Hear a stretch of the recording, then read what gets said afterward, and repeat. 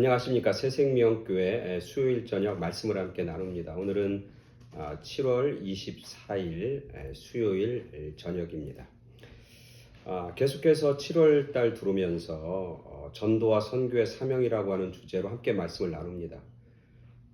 보통 교회에서는 7월, 8월 이제 여름을 이용해서 선교에 대한 관심을 많이 갖기도 하고 또 교회마다 단기 선교를 떠나기도 하고 그런 교회들이 참 많은데 우리가 선교와 전도가 얼마나 소중하고 귀한지를 함께 되새겨보는 그런 귀한 시간 갖길 간절히 소원합니다.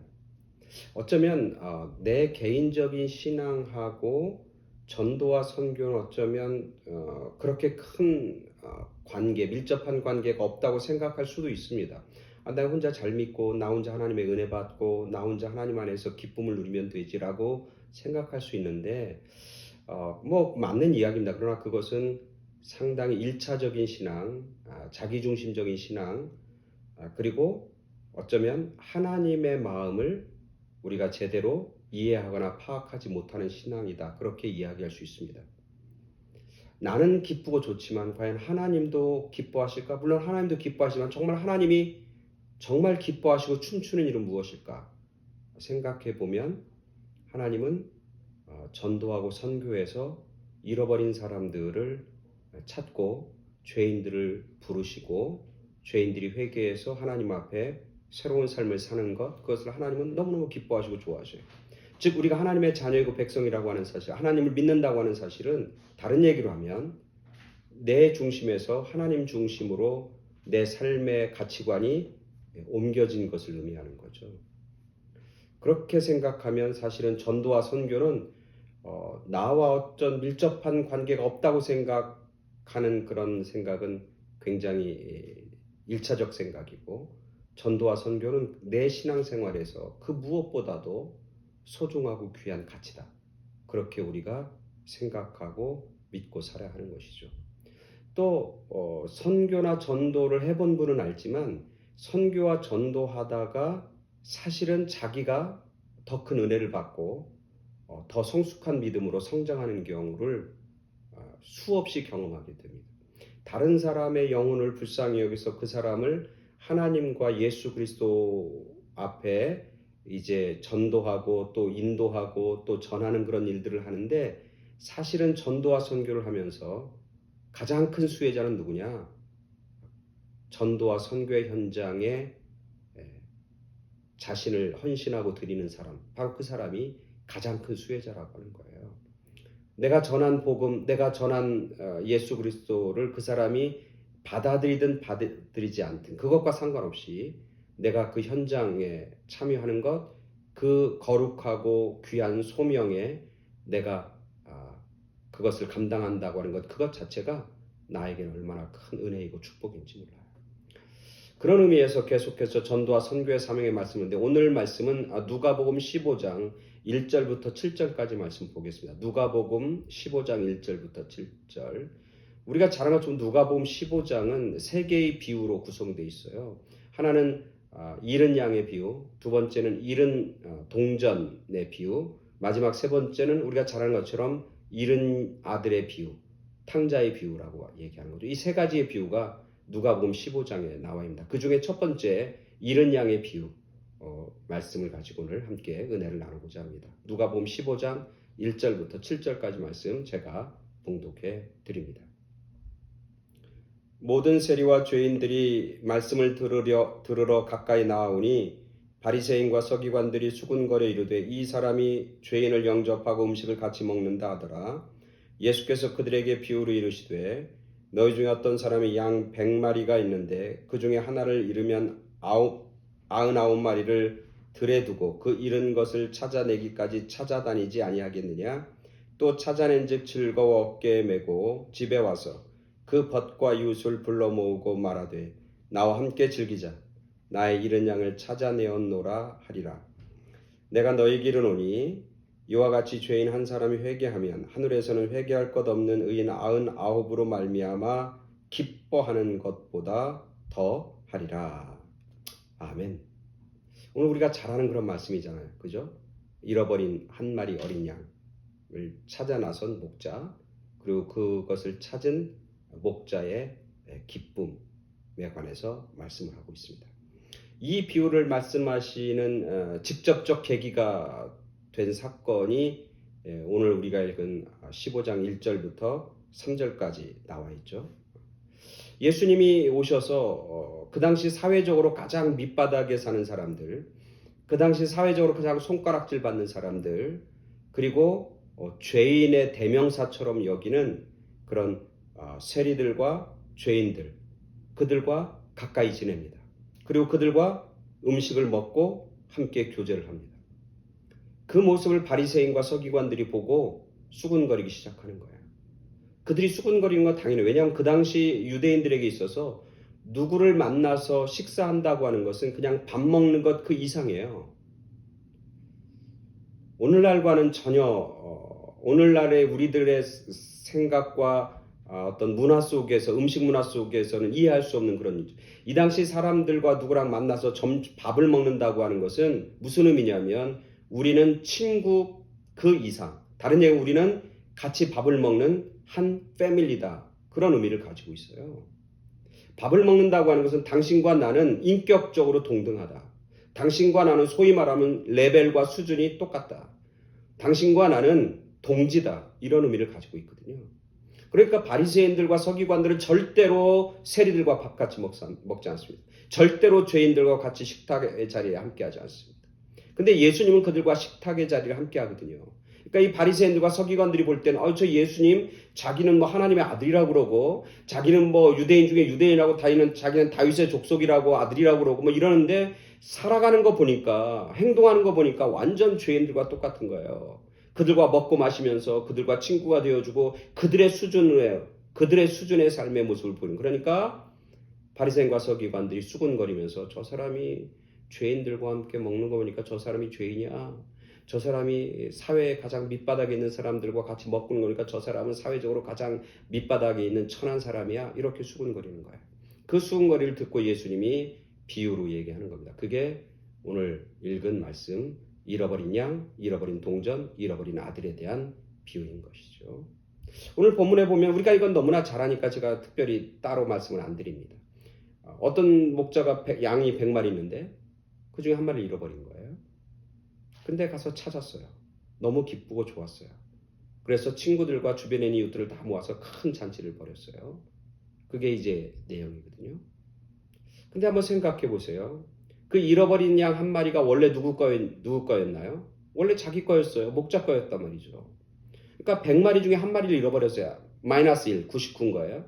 근데 열심히 찾아서 한 마리를 찾았어요. 그러면 100이 된 거예요. 원래 있던 자리로 회복이 된 거예요. 100개 있었는데 하나가 손해봤는데 손해본 하나를 다시 찾아서 100개가 된 거예요. 그럼 이 주인 입장에서는 뭐예요? 플러스가 아무것도 없는 거예요. 플러스가 1도 없어요. 소위 말하면 본전치기 한 거예요. 본전 찾은 거예요. 본전 찾은 것도 잃어버리지 않고 본전을 유지하는 것도 좋은 일이죠. 그러나 그 기쁨이 잔치를 벌일 만큼의 잔치는 아니잖아요. 저도 예전에 자동차를 하나 잃어버린 적이 있어요. 자동차를 누가 가져갔다고. 그래서 자동차를 찾았어요. 얼마나 좋은지 몰라요. 잃어버렸던 것을 다시 찾았으니까. 그렇다고 해서 자동차를 다시 찾았다고 해서 제가 친구들을 불러서 야, 나 잃어버린 자동차 찾았으니까 야, 내가 밥 살게. 그러면서 밥 사지 않아요. 전 밥 안 샀어요. 왜? 원래 내 거였는데 뭐. 내 거 잃어버렸다 다시 찾았는데 뭐. 그렇잖아요. 여러분 돈 있잖아요. 돈인데 예를 들면 1000불 있었는데 100불을 잃어버렸어요. 속상하죠. 그래서 900불밖에 없는 거예요. 너무너무 속상해요. 근데 100불을 찾았어요. 기쁘죠. 1000불이 된 거예요. 근데 원래 자기 거였거든요. 100불 다시 찾아서 1000불을 채웠다고 그래서 뭐 친구들한테 야, 내가 밥 살게 해서 친구들이 왜 밥 사냐 그러니까 원래 내가 1000불이었는데 100불이었다 찾았어. 그럼 뭐 플러스가 아무것도 없는 남은 게 없는데 뭘 밥을 사? 이렇게 얘기할 거라고요. 여러분 주식 투자하는 사람 있죠. 주식 투자하는 거 보면 그렇잖아요. 내가 얼마를 투자했어요. 근데 이 주가가 떨어졌어요. 그래서 손해를 봤단 말이에요. 잃어버렸어요. 근데 나중에 주식이 다시 올라가서 본전이 됐어요. 그렇다고 좋긴 하죠. 잃어버렸던 것보다는 좋죠. 그러나 플러스 된 것보다는 좋은 게 없는 거예요. 오늘 이 양이 100마리였는데 예를 들면 막 새끼가 막 나서 100마리가 아니라 110마리가 되고 150마리가 돼서 그럼 이 주인은 이 목자는 너무너무 신났을 거예요. 그래서 사람들을 불러다 잔치하는 것 그거 이해가 돼요. 근데 100개였다가 하나 뺏겼다가 100개인 것 본전치기 한 것 가지고 기뻐할 수는 있지만 오늘 성경에 보니까 뭐라고 그래요? 너무너무 기뻐서 집에 와서 그 친구들, 그 이웃들을 다 불러서 야 나와 함께 즐기자. 나의 잃은 양을 찾아내었도다. 너무너무 기쁘다. 그러면서 잔치를 벌이고 있는 이 목자의 모습이 이해가 되지 않는 거예요. 그죠? 원래 본전치기 한 건데. 근데 이 본문의 그 다음 결론이 7절인데요. 내가 너희에게 이르노니 예수님이 하는 거예요. 이와 같이 죄인 한 사람이 회개하면 하늘에서는 회개할 것 없는 의인 99으로 말미암아 기뻐하는 것보다 더 기뻐한다. 하늘에서는 더 기뻐한다. 즉 하나님은 더 기뻐한다는 거예요. 뭐보다? 99마리의 양보다 돌아온 한 마리 양이 아버지 하나님에게는 더 기쁨이 된다는 거예요.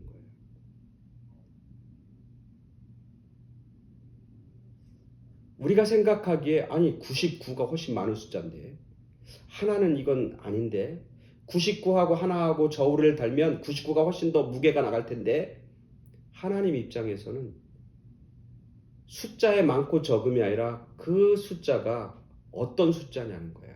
99은 뭐야? 회개하지 않는 99이에요. 회개할 필요가 없다고 생각하는 99. 하나는 회개한 한 사람. 회개한 존재 하나. 무게로 달아보면 하나님 입장에서는 99라고 하는 것보다 회개한 한 영혼, 회개한 한 사람이 훨씬 더 소중하고 가치 있다라고 하는 거죠. 즉 다른 얘기로 하면 우리가 찾았는데 본전이라고 생각하지만 무엇을 찾았느냐가 중요한 거예요.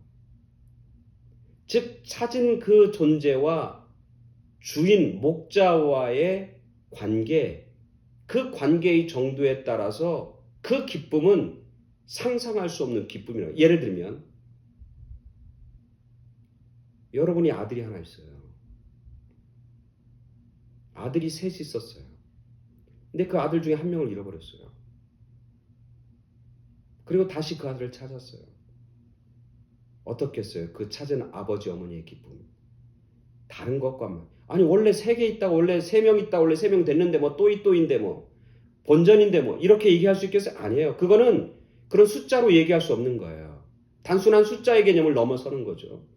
너무너무 소중해서 숫자로 매길 수가 없는 거예요. 그러면 잃어버린 아들을 3명 있었는데 1명 잃어버렸어요. 그러다가 1년이 지난 다음에 이 아들을 찾았어. 그 부모의 심정은 어떻겠어요? 이 세상의 그 어떤 것보다도 기쁨이죠. 잔치 버리겠어요? 안 버리겠어요? 당연히 버리죠. 잔치하고도 남죠. 똑같은 셋을 얻었지만 존재 자체가 틀린 거예요. 그걸 찾은 사람과 그리고 잃어버린 걸 찾은 사람과 찾은 것과의 관계가 어느 정도의 친밀하냐에 따라서 그 기쁨은 우리들이 생각하는 산수로 생각하는 그 숫자의 개념을 훨씬 더 뛰어넘고 있다는 거죠. 오늘 그 말씀을 하시는 거예요. 즉 예수님이 보실 때 무엇이 중요하냐면 회개하는 한 영혼이 중요하다는 거예요. 회개하고 하나님 앞에 돌아오는 영혼이 그냥 나는 뭐 회개할 거 없어. 나는 의인이야. 난 율법을 지키니까. 다른 얘기로 하면 더 심각하게 이 본문을 뚫고 들어가 보면 바리새인들과 서기관 스스로 나는 의인이라고 생각하는 99명보다 세리와 창녀와 죄인이지만 예수님의 말씀을 듣고 회개하고 눈물 흘리면서 내가 이제 당신을 하나님의 아들로 믿습니다. 내가 하나님의 자녀입니다라고 고백하면서 예수 그리스도를 따라 나선 그 한 사람이 훨씬 더 무게가 그것의 무게가 훨씬 더 크다는 거예요. 훨씬 더 소중하고 귀하다는 거예요. 그래서 오늘 하나님 뭐라면 나는 너무너무 기뻐한다. 뭐냐면 회개한 한 사람이 나에게는 그 어떤 것보다 더 소중하고 귀하다. 그래서 그거 하나 찾은 것, 그 한 사람 찾은 거를 나는 너무너무 좋아하고 기뻐해서 내가 잔치를 벌이고 축하하고 하늘에서 내가 그것 때문에 춤을 춘다고 그렇게 말씀하는 거예요. 스바랴 선지자도 하나님의 마음을 알아서 그렇게 얘기하잖아. 너의 하나님 여호와가 너희 가운데 계시니 그는 구원을 베푸실 전능자시라. 그가 너로 인하여 기쁨을 이기지 못하고 너를 잠잠히 사랑하시며 너로 인하여 즐거이 부르며 기뻐하시니라. 하나님 앞에 돌아온 한 사람을 보면서 하나님이 너무너무 기쁘고 즐거워, 너무너무 애지중지하고 너무 소중한 거예요. 근데 여기서 성경에 보면 뭐라고 그랬으면 너를 잠잠히 사랑한다. 잠잠히. 아니 사랑하려면 막 뜨겁게 사랑해야 되는데 왜 잠잠히 사랑할까? 너무 소중하고 귀해서. 제가 최근에 할아버지가 됐는데 그 손자 녀석을 이렇게 만지고 대할 때 얼마나 조심스러운지 몰라요. 오늘 하나님이 잠잠히 그를 사랑하신다. 막 사랑한다고 꽉 껴안을 수가 없는 거예요. 사랑한다고 막 함부로 할 수가 없는 거예요. 소중히 살살 잠잠히. 근데 그 사랑은 뜨겁게 사랑하는 그것보다 훨씬 더 깊은 사랑인 거예요. 하나님은 그렇게 우리 하나님은 그렇게 우리 한 사람 한 사람을 소중히 여기고 사랑하신다. 특별히 회개하고 돌아오는 한 영혼. 잃어버린 한 사람이 찾아올 때, 돌아올 때. 내가 죄인인 것을 깨닫고 회개하며 돌아올 때. 그래서 전도와 선교는 너무너무 귀한 거예요. 죄인인 사람들이 회개하고 하나님 앞에 돌아오도록 길을 여는 거니까. 문을 열어주는 거니까. 우리의 사명인 것이죠. 그걸 통해서 하나님은 기뻐하시고 하늘에서는 춤을 추고 계신다고 하는 사실을 본문을 통해서 깨닫게 되는 것이죠. 오늘 우리 모두가 한 사람 한 사람이 하나님 앞에 기쁨이 되는 그런 통회하는 심령을 가지고 살아가는 우리 한 사람 한 사람이 되길 간절히 소원하고 뿐만 아니라 하나님이 그렇게 좋아하시는 잃어버린 영혼을 위해서 끊임없이 전도하고 선교하는 그런 사명을 감당해내는 그런 저 여러분 모두가 되길 간절히 축원합니다. 아멘. 감사합니다.